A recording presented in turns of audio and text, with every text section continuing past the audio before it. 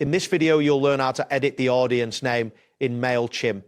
By following these steps, you will be able to update the names of your contacts within your audience efficiently. Begin by navigating to the Mailchimp homepage, open your preferred web browser and enter the Mailchimp URL in the address bar.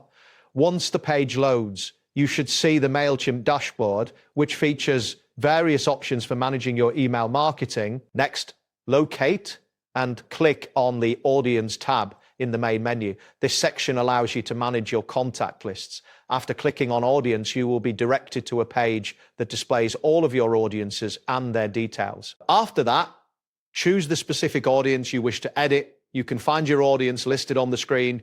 Click on the audience name, which will redirect you to the contacts associated with that audience. Once you are on the contacts page, select the contact whose name you would like to edit. You will see a list of contacts displayed.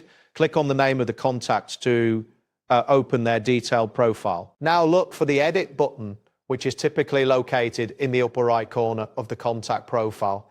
Clicking this button will allow you to modify the contact's information, including their name. At this point, edit the name of the contact as needed. Make sure to enter the new name accurately in the designated field.